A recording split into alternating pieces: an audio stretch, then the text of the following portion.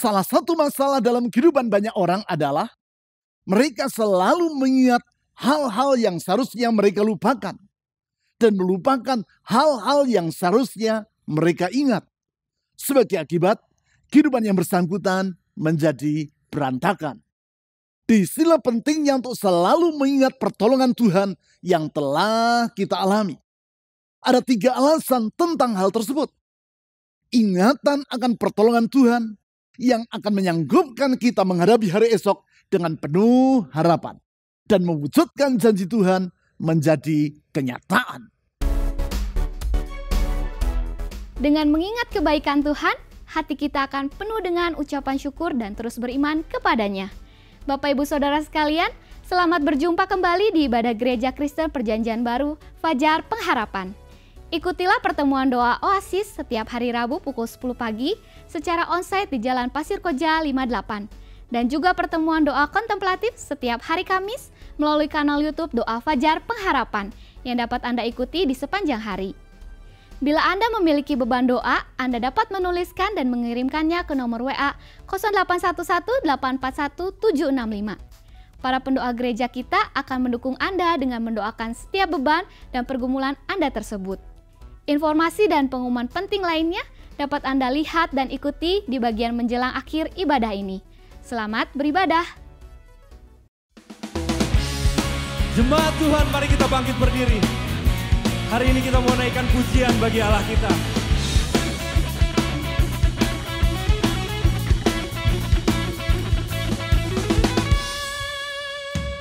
Pada siapa kau bandingkan perbuatannya yang heran? Tak ada kerajaannya yang terbesar, tak akan tergoyahkan. Semua musuh pun gemetar mendengar namamu Tuhan. Sorak kemenangan. Bersama-sama serukan, tak tertandingi, tak tertandingi, tak ada yang setara denganmu. Hanya Yesus Tuhanlah yang terhebat, jauh melebihi dari penguasa di dunia. Kerajaanmu kekal.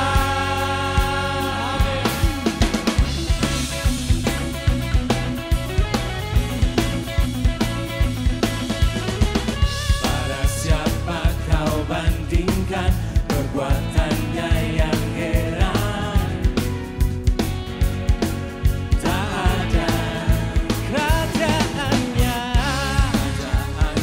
yang terbesar, tak akan tergoyahkan. Semua musuh pun gemetar mendengar namamu Tuhan. Sorak kemenangan. Sungguh tak tertandingi, tak ada yang setara denganmu.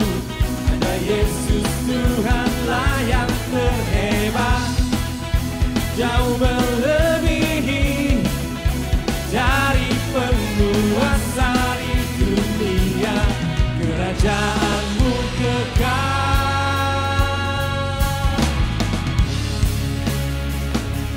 Hanya Engkaulah yang layak kami tinggikan Tuhan. Hanya Engkau yang bertahta di atas puji-pujian kami.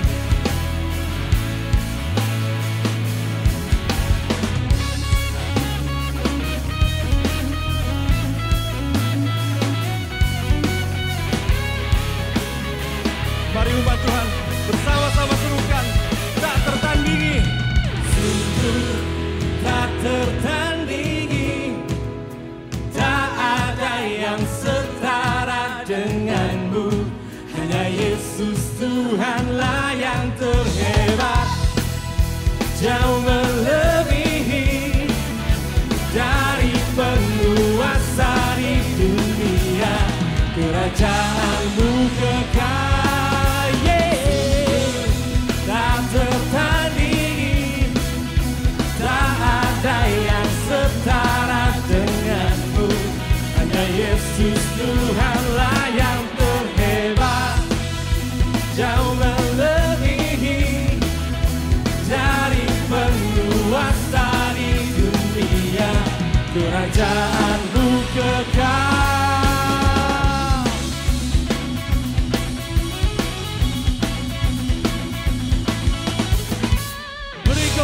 bagi Allah kita. Haleluya. Oh sungguh Tuhan, hanya Engkau yang kami tinggikan, kami muliakan ya Tuhan. Engkaulah yang layak terima pujian dan hormat kami. Engkau layak dipuji dan disembah.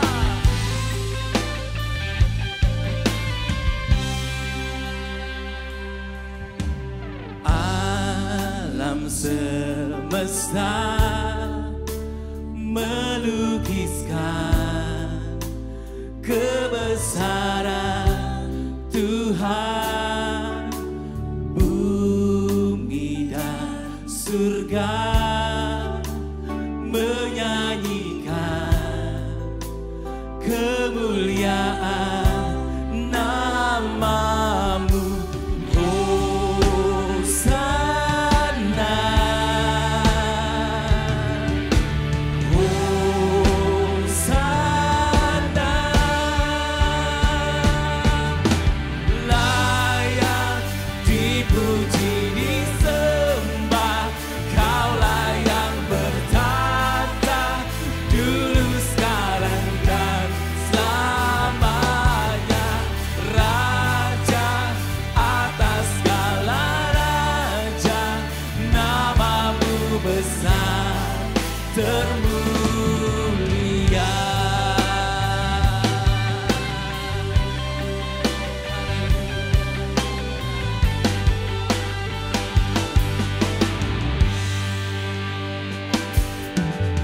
Alam semesta melukiskan kebesaran Tuhan, bumi dan surga menyanyikan kemuliaan namamu.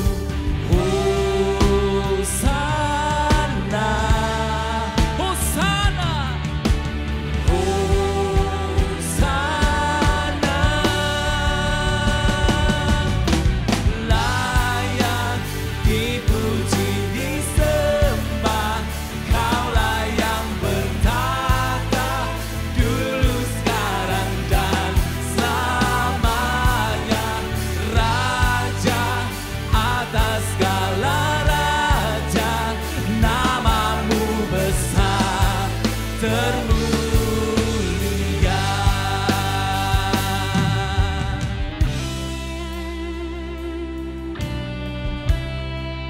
Haleluya, haleluya.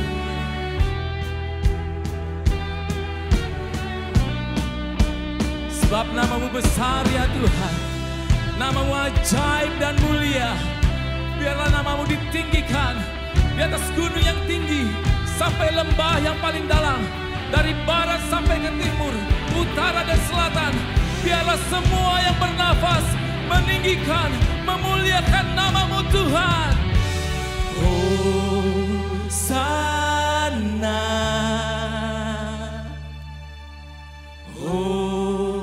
Hosana, Hosana, Hosana,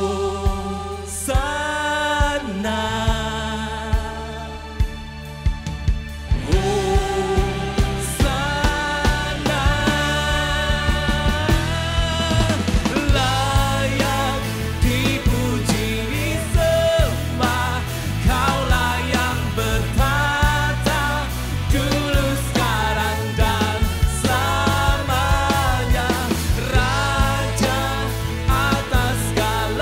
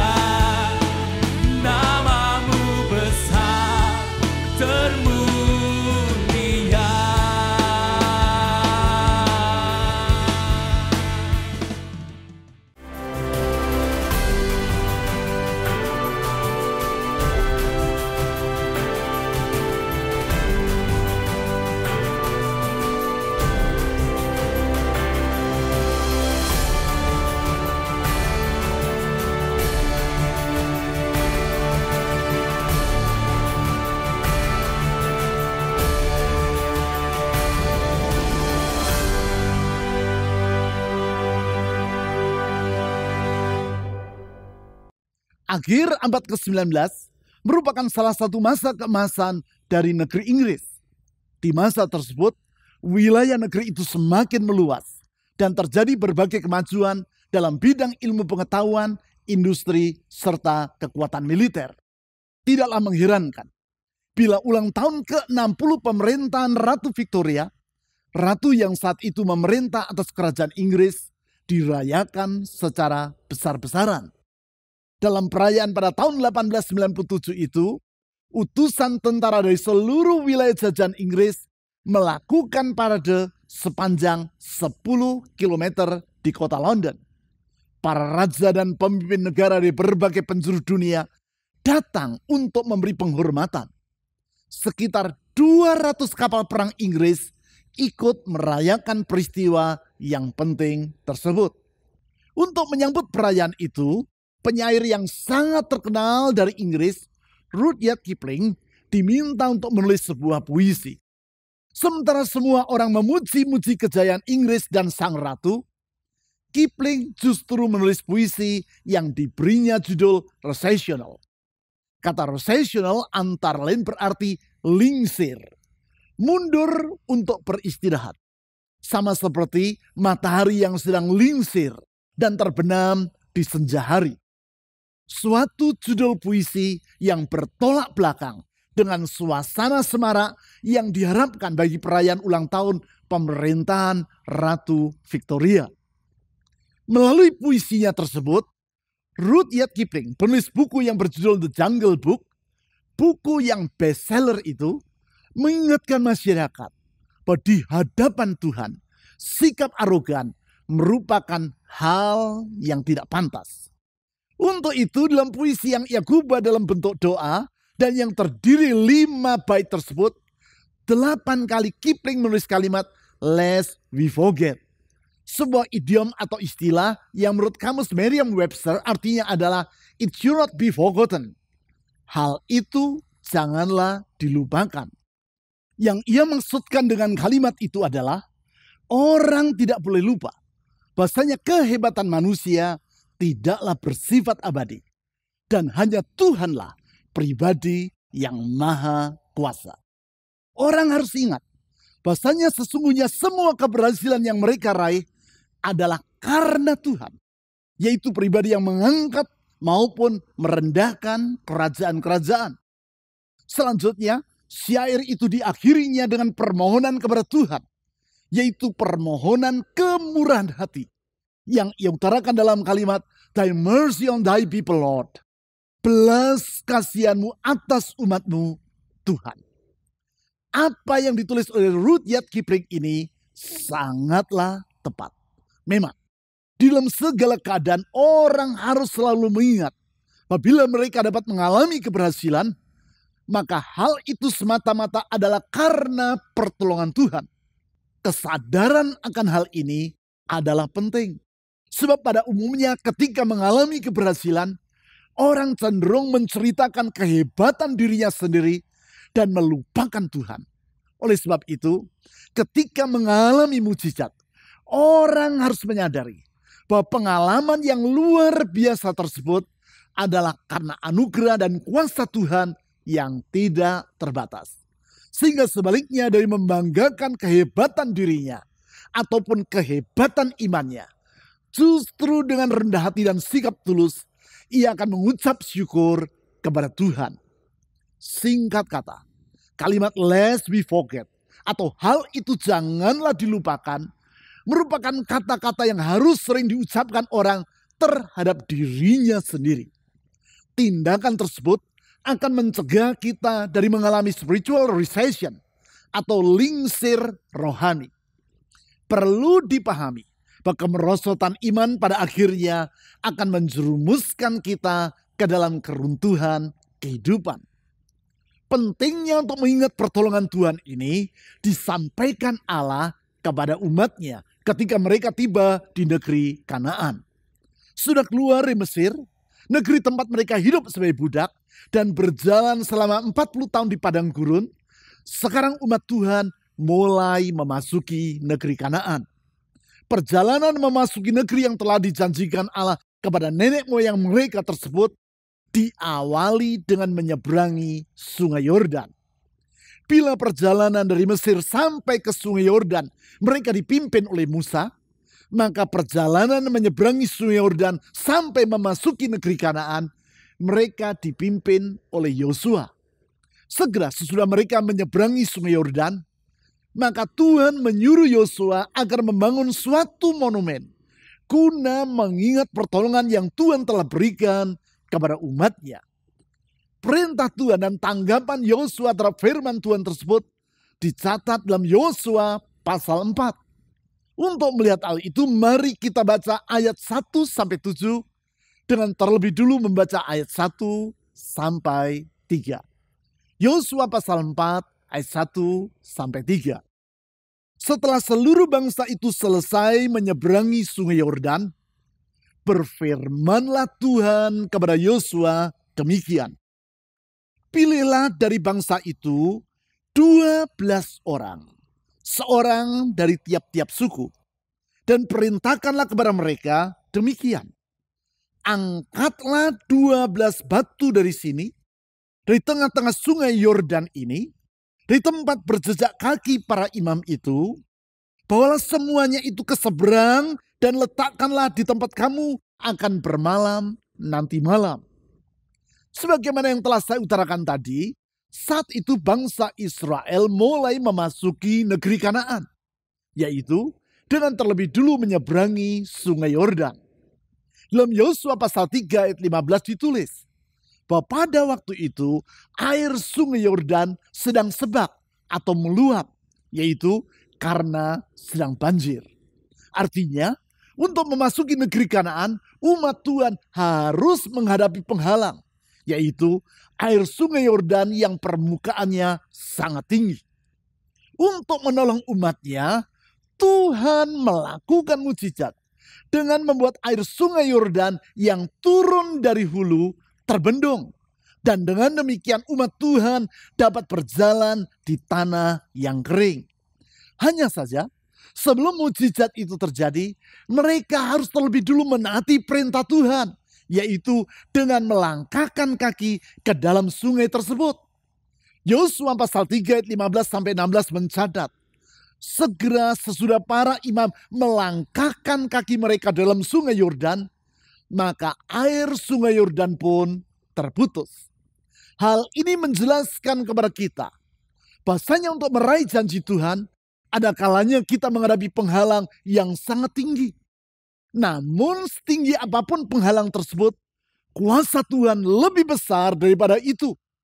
Dan kalau kita mempercayai janji serta firman Tuhan dan mewujudkan iman tersebut dalam tindakan, maka Tuhan yang akan membuka jalan dengan mukjizatnya.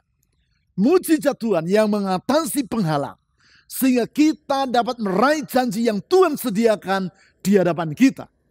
Itu sebabnya sebagaimana yang telah berulang-ulang saya utarakan dalam khotbah di sepanjang bulan yang lalu, iman adalah jembatan yang membawa kita kepada mukjizat yang Tuhan sediakan.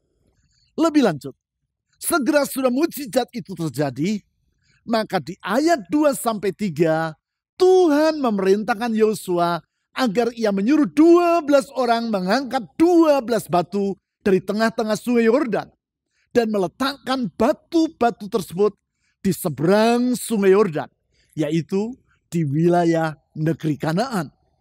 Batu-batu yang menjadi monumen untuk mengingat mukjizat yang telah mereka alami di Sungai Yordan. Menanggapi perintah Tuhan itu, maka di ayat 4-7 ditulis tindakan Yosua sebagai berikut. Lalu Yosua memanggil ke-12 orang yang ditetapkannya dari orang Israel itu, seorang dari tiap-tiap suku. Dan Yosua berkata kepada mereka, menyeberanglah di depan tabut Tuhan Allahmu ke tengah-tengah Sungai Yordan, dan angkatlah masing-masing sebuah batu ke atas bahumu menurut bilangan suku orang Israel, supaya ini menjadi tanda di tengah-tengah kamu. Jika anak-anakmu bertanya di kemudian hari, apakah artinya batu-batu ini bagi kamu? Maka haruslah kamu katakan kepada mereka, bahwa air sungai Yordan terputus di depan tabut perjanjian Tuhan ketika tabut itu menyeberangi sungai Yordan. Air sungai itu terputus. Sebab itu, batu-batu ini akan menjadi tanda peringatan bagi orang Israel untuk selama-lamanya. Di ayat 4 ditulis bahwa Yosua memanggil dan menetapkan 12 orang guna mewakili 12 suku Israel. Di ayat 5 dicatat bahwa ia menyuruh mereka sesuai dengan perintah yang Tuhan berikan agar mengangkat 12 batu dari tengah-tengah sungai Yordan dan membawanya ke seberang sungai tersebut.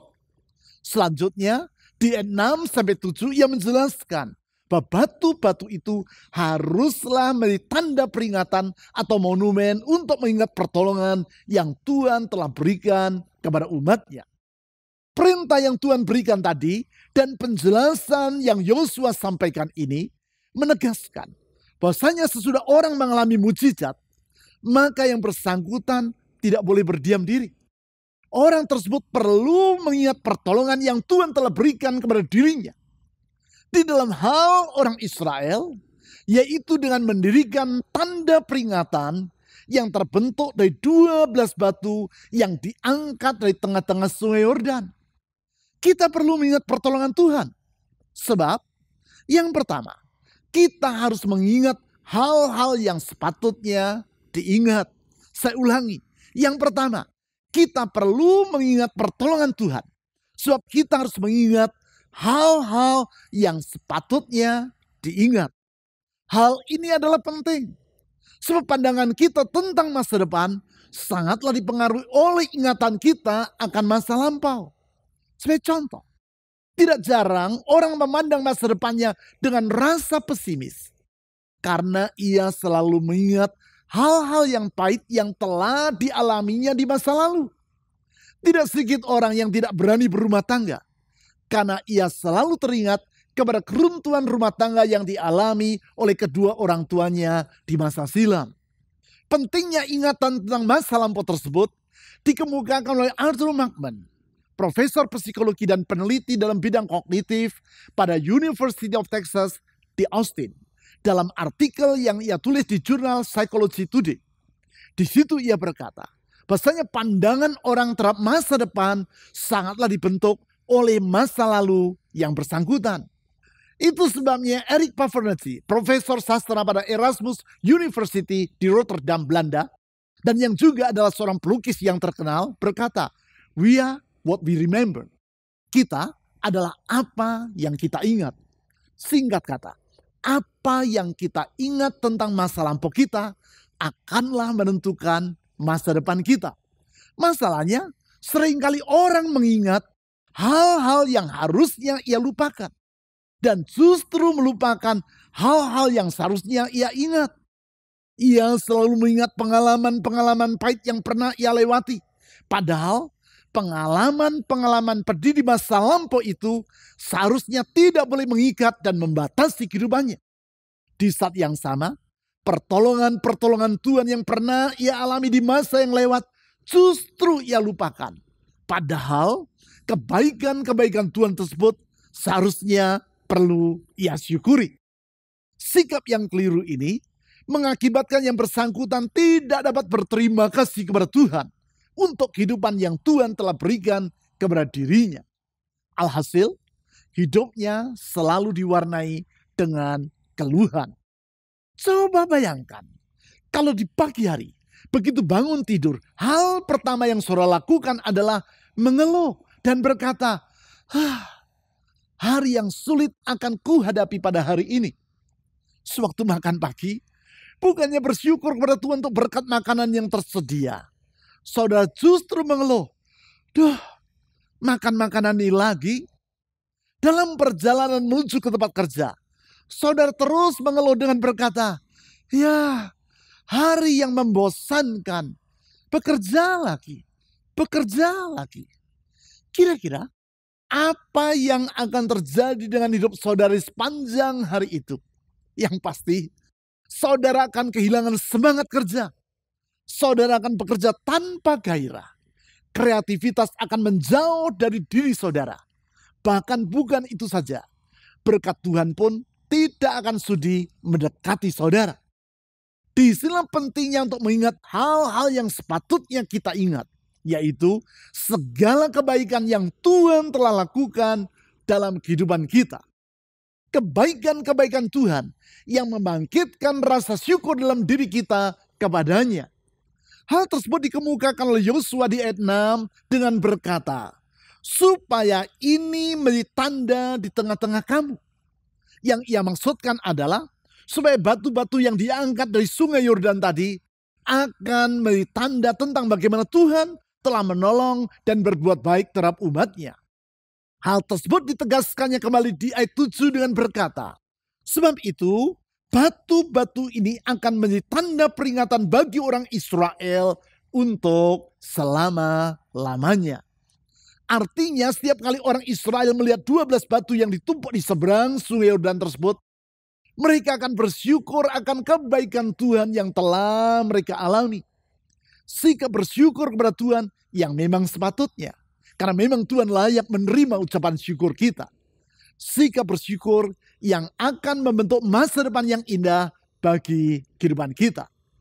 Selanjutnya, yang kedua, kita perlu mengingat pertolongan Tuhan sebab kita harus terus-menerus meneguhkan iman kita. Saya ulang, yang kedua, kita perlu mengingat pertolongan Tuhan sebab kita harus terus-menerus meneguhkan iman kita. Hal ini tidaklah terlepas dari prinsip yang berulang kali saya utarakan, yaitu bahasanya segala sesuatu yang ada di dunia ini akan merosot dengan sendirinya. Itulah yang disebut sebagai entropi atau hukum termodinamika yang kedua. Itulah sebuah aksioma atau prinsip yang tak terbantahkan. Sebagai contoh dari prinsip tersebut adalah bahasanya kekuatan kita semakin lama akan semakin merosot dengan sendirinya.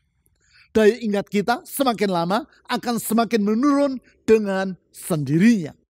Taman yang indah, bila dibiarkan tanpa dirawat, tidak akan menjadi semakin indah, namun akan menjadi rusak dengan sendirinya.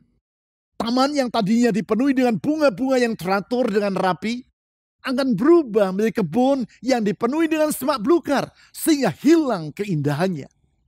Demikianlah semua yang ada di dunia ini akan merosot dengan sendirinya.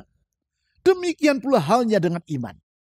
Apabila tidak dirawat, iman dalam diri kita tidak akan bertambah kuat, namun akan semakin merosot dan menjadi lemah dengan sendirinya. Berarti kita perlu terus-menerus meneguhkan iman kita. Dan hanya dengan demikian, barulah iman tersebut akan terpelihara, bahkan semakin hari semakin bertambah kokoh. Salah satu cara untuk memelihara dan meneguhkan iman adalah dengan mengingat kebaikan-kebaikan Tuhan dan mensyukuri pertolongan yang telah Ia lakukan dalam hidup kita di masa lampau.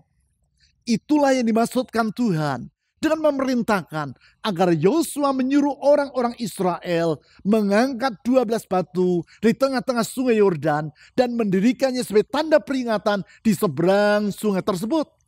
Seperti yang ditulis di ayat 7 yang telah kita baca tadi.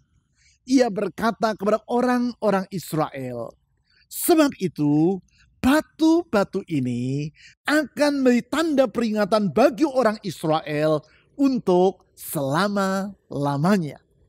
Artinya, setiap kali orang Israel melihat batu-batu yang ditumpuk di seberang sungai Yordan tersebut, mereka akan mengingat pertolongan Tuhan yang telah mereka alami. Ingatan yang seharusnya membangkitkan ucapan syukur dalam hati mereka dan memampukan mereka untuk memandang masa depan dengan penuh iman kepada Tuhan. Sehingga dengan demikian, mereka dapat menghadapi tantangan-tantangan yang ada di hadapan mereka bukan dengan keputusasaan, tetapi dengan penuh keyakinan bahwa Tuhan yang telah bekerja dengan kuasa mujizatnya di masa lampau, Dia pula yang akan menolong umatnya dengan kuasanya yang tak terbatas di masa sekarang maupun di masa yang akan datang.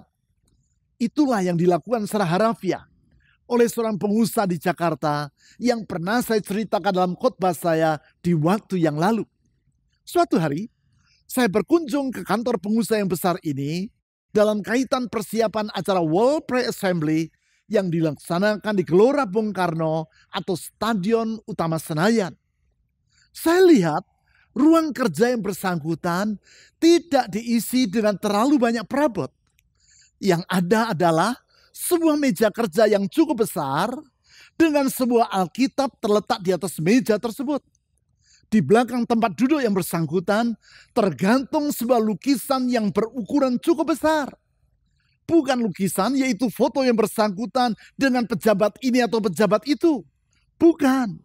Namun lukisan yang menggambarkan Tuhan Yesus sedang berdoa di Taman Getsemani. Hal itu saja adalah sangat luar biasa. Sebab kantor yang bersangkutan bukanlah kantor gereja, tetapi kantor salah satu perusahaan yang sangat besar di negeri ini. Kantor yang acap kali dikunjungi oleh berbagai orang ternama di negeri kita. Tetapi tanpa ragu-ragu ia menyatakan imannya kepada Tuhan Yesus secara terbuka di ruang kerjanya. Yang lebih menarik lagi adalah apa yang ada di depan meja kerjanya. Di situ terdapat sebuah rak kayu.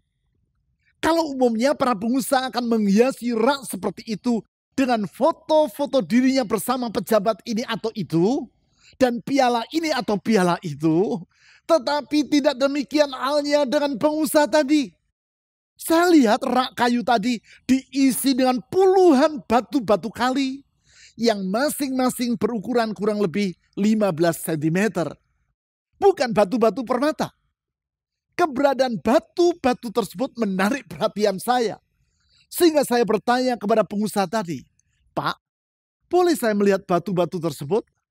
Yang bersangkutan menjawab, "Silakan Pak." Saya berdiri dan mendekati rak itu. Ternyata memang benar bahwa batu-batu itu adalah batu-batu sungai yang biasa saja. Pada setiap batu tersebut tertulis nama sebuah proyek dan tanggal tertentu. Saya bertanya lagi kepada pengusaha tadi, "Ini maksudnya apa Pak?"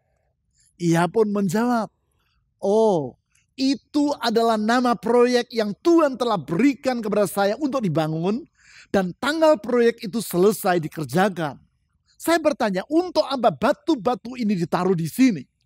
Pengusaha tadi menjawab, "Supaya ketika saya duduk di belakang meja saya dan melihat batu-batu itu, saya teringat kepada pertolongan yang Tuhan telah berikan kepada saya." Hal itu membuat saya bersyukur kepada Tuhan. Dan dengan bersyukur, iman saya kepadanya semakin diteguhkan. Setiap kali saya mengalami kesukaran, ketika saya melihat batu-batu tersebut, saya yakin Tuhan yang telah menolong saya di masa lampau pasti akan menolong saya di masa yang sekarang dan di masa yang akan datang.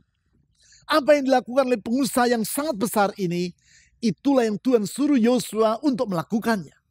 Oleh tanda peringatan yang terbentuk dari batu-batu yang diambil dari sungai Yordan tadi, Yosua dan orang-orang Israel dapat terus-menerus meneguhkan iman mereka.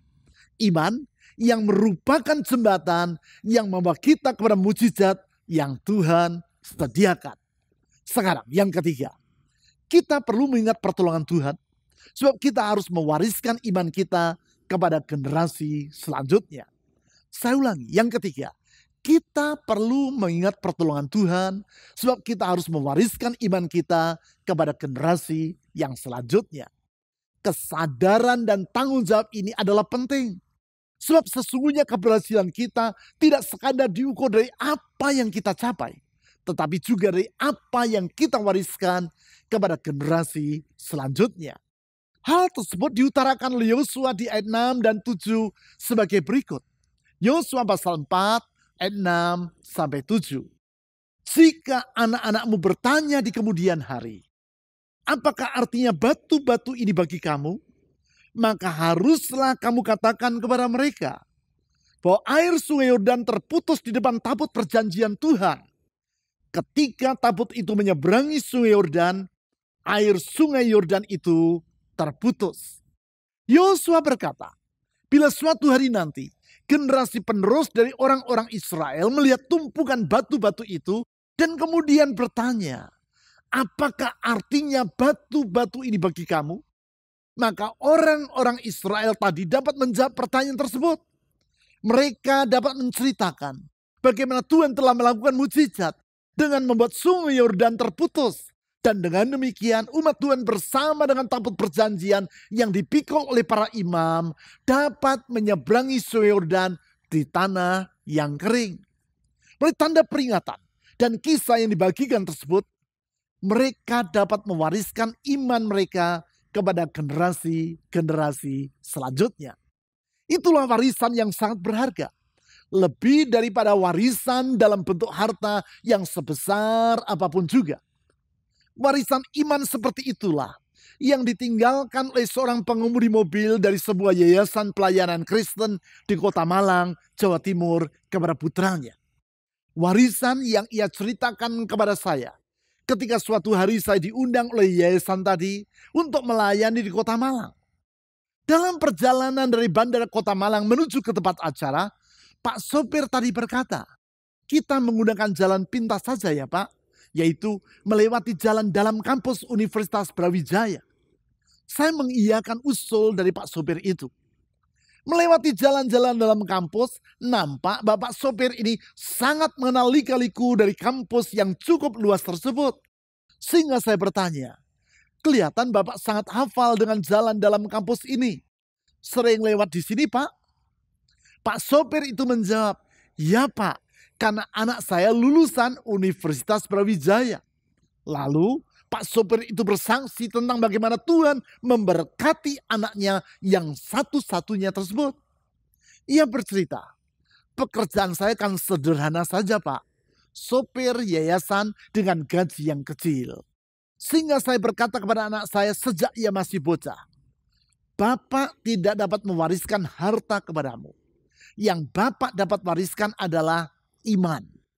Bapak akan berupaya agar kamu dapat bersekolah sampai SMA. Namun, Bapak tidak akan mampu membiayai kamu untuk berkuliah.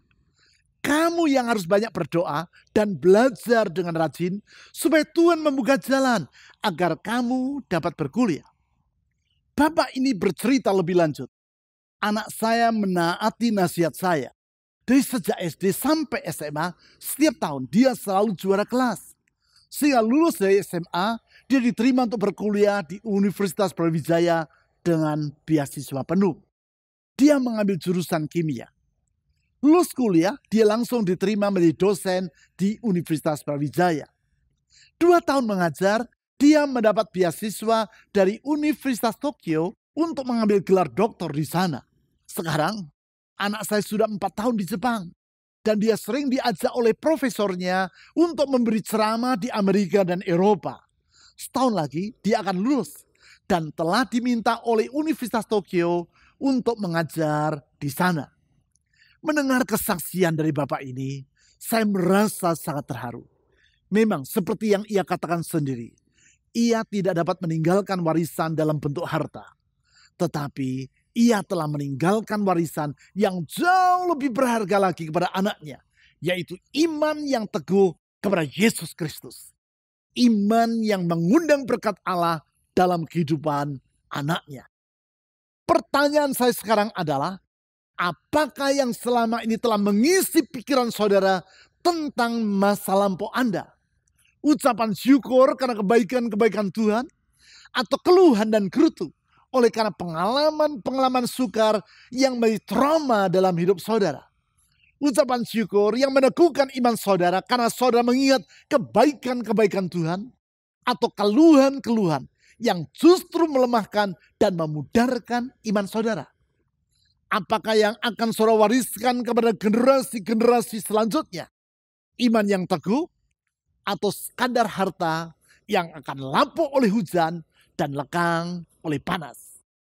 Isilah hidup saudara dengan sikap dan tindakan yang benar, yaitu dengan mengingat dan mensyukuri kebaikan, pertolongan, serta mujizat yang telah Tuhan kerjakan dalam hidup saudara. Lest we forget. Hal itu janganlah dilupakan. Ingat kebaikan Tuhan. Ingat kebaikannya. Untuk itu, saudara dapat meniru secara harafiah apa yang dilakukan oleh Yosua, yaitu dengan membuat tanda peringatan bagi pertolongan Tuhan dan menempatkannya di rumah atau tempat kerja saudara. Itulah yang telah dilakukan oleh pengusaha yang tadi saya ceritakan.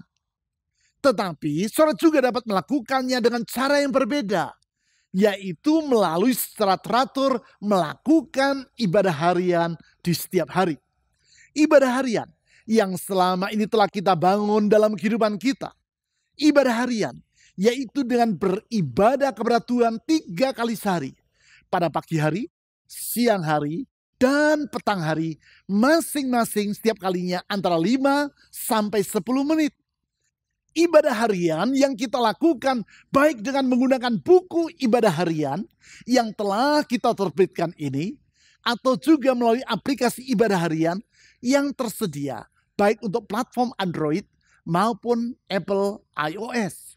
Dengan melakukan ibadah harian, sebenarnya saudara sedang membangun tanda peringatan yang akan membuat saudara untuk selalu mengingat kebaikan-kebaikan Tuhan dalam hidup Anda. Mari kita membangun iman yang semakin hari semakin bertambah teguh. Sehingga dengan demikian, apapun tantangan yang saudara hadapi di masa depan, saudara tidak akan berputus asa. Seperti bangsa Israel yang dapat menghadapi kota Yeriko yang bertembok tinggi dan tebal dengan penuh iman.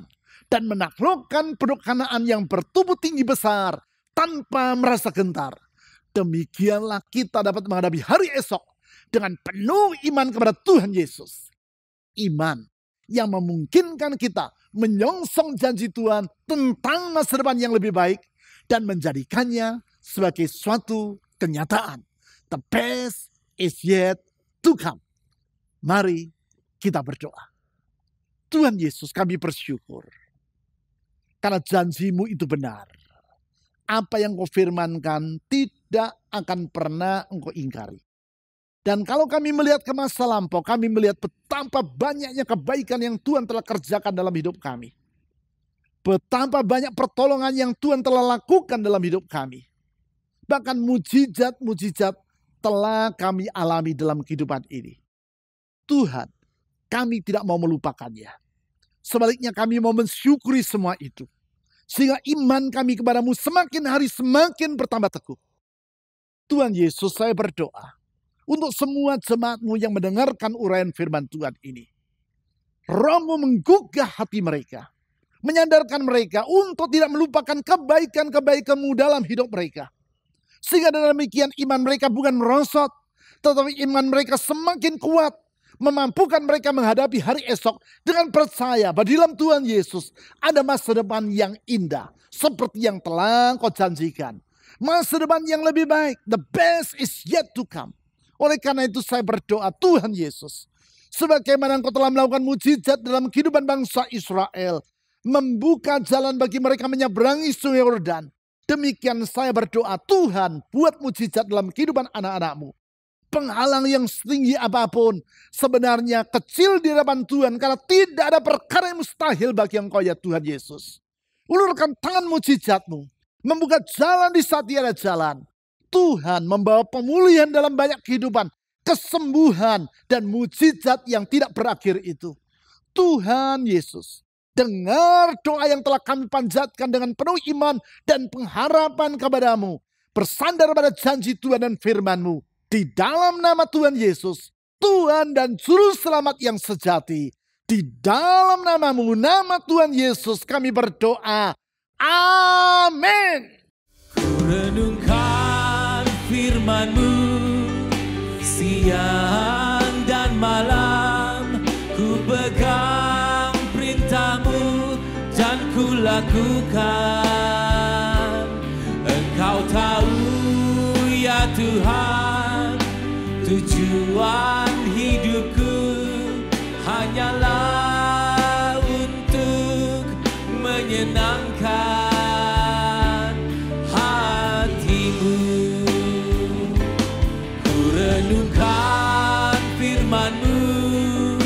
siang dan malam, ku pegang perintah-Mu dan ku lakukan.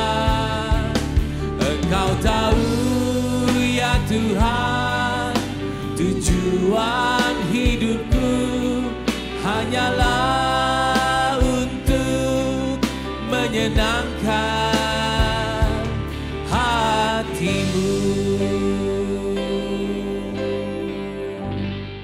Saudara-saudari, hari ini kita yang percaya kepada Tuhan Yesus akan mengingat kasih dan anugerah Tuhan dengan mengikuti perjamuan kudus.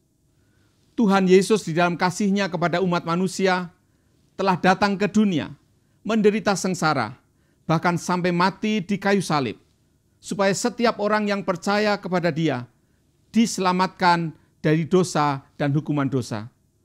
Masa lalu kita yang kelam telah dihapuskan, dan Dia membentangkan masa depan kepada kita. Masa depan yang penuh dengan pengharapan bagi setiap kita yang percaya kepada-Nya. Mari kita bersyukur kepada Tuhan. Kami menaikkan pujian dan ucapan syukur kami kepada-Mu ya Tuhan, karena anugerah-Mu di dalam hidup kami. Engkau telah datang ke dunia, menderita sengsara, bahkan sampai mati di kayu salib, untuk menyelamatkan kami manusia yang berdosa. Di dalam anugerah-Mu ya Tuhan, masa lalu kami yang gelap telah dihapuskan, dan Engkau memberikan kepada kami masa depan yang indah, masa depan yang cerah. Kami bersyukur kepada-Mu ya Tuhan, di dalam nama Yesus kami berdoa. Saudara-saudari, mari kita mengambil roti, mengucap syukur kepada Tuhan. Dan malam pada waktu Yesus mau diserahkan, Dia memanggil para murid-Nya, mengambil roti, mengucap syukur atasnya, dan berkata, "Inilah tubuhku yang diserahkan bagi kamu. Makanlah menjadi peringatan akan aku." Dengan ucapan syukur kepada Tuhan, mari kita makan roti perjamuan kudus bersama-sama di dalam nama Tuhan Yesus.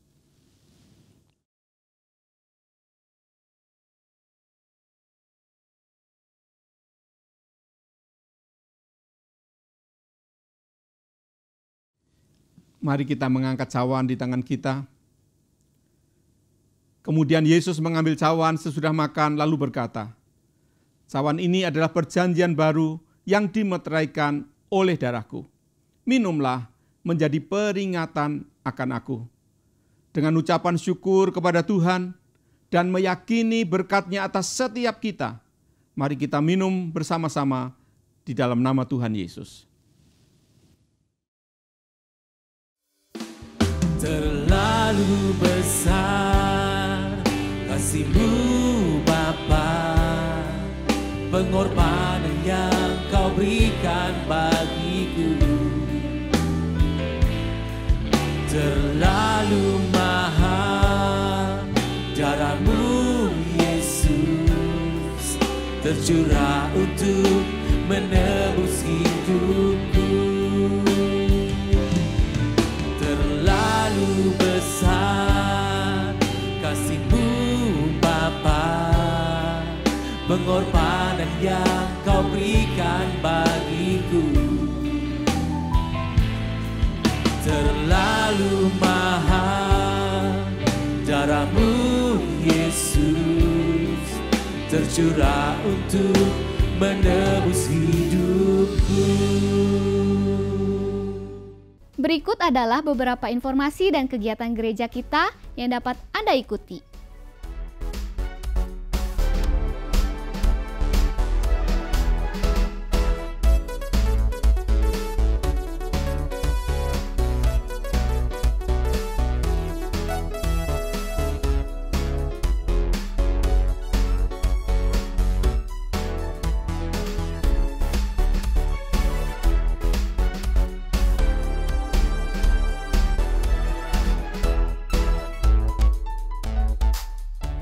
Persembahan dan persepuluhan sebagai ungkapan kasih dan syukur kita kepada Tuhan dapat Anda berikan dengan memasukkannya ke dalam kotak persembahan atau melalui rekening bank atau dengan cara men-scan QR Code dengan menggunakan aplikasi dompet digital.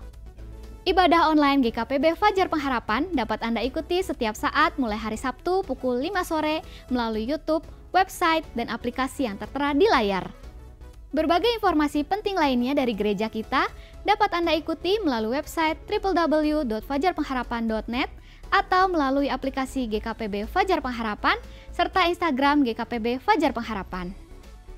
Bapak, Ibu, Saudara sekalian, tetap patuhi protokol kesehatan, sehat selalu, dan sampai jumpa minggu depan.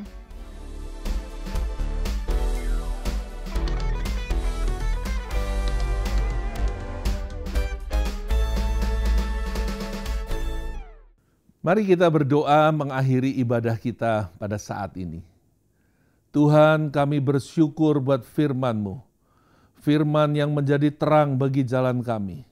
Firman yang mengangkat hati kami di hadapan-Mu. Untuk kami tidak hidup di dalam keputusasaan dan kekhawatiran. Firman yang memberikan pengharapan kepada kami. Dan kami tahu pengharapan di dalam Engkau adalah pengharapan yang tidak pernah mengecewakan. Karena itu Tuhan, kami mau putuskan saat ini untuk kami hidup senantiasa di dalam kehendak-Mu ya Tuhan. Untuk kami berjalan di dalam tuntunan-Mu. Untuk kami hidup di dalam kebenaran firman-Mu ya Tuhan. Karena itu tolong kami oleh Roh Kudus supaya kami dapat hidup dalam tuntunan-Mu setiap hari. Hidup dalam kehendak-Mu setiap saat. Karena itu kami serahkan Tuhan hidup kami saat ini ke dalam tangan-Mu. Karena kami percaya selama kami berjalan bersama dengan-Mu, selama kami hidup di dalam ketaatan kepada-Mu, kami tidak perlu takut dengan apapun juga. Kami tidak perlu khawatir dengan masa depan kami, karena ada Tuhan yang menyertai kami, karena ada Tuhan yang menjadi penolong bagi setiap kami. Terima kasih ya Bapa, berkati umat-Mu, apapun juga pergumulan, apapun masalah, apapun tantangan yang dihadapi, kami berdoa kepada-Mu. Ya Tuhan, biar Engkau sendiri yang berjalan bersama dengan mereka, membawa mereka senantiasa di dalam jalan-Mu, dan melepaskan mereka dari segala pergumulannya, melimpahi mereka dengan berkat-Mu. Terima kasih ya Bapa, kami naikkan doa kami pada saat ini, di dalam nama Tuhan Yesus Kristus. Amin. Kau Tuhan yang benar, tak pernah tinggalkan. Dahulu, sekarang, selamanya, janji-Mu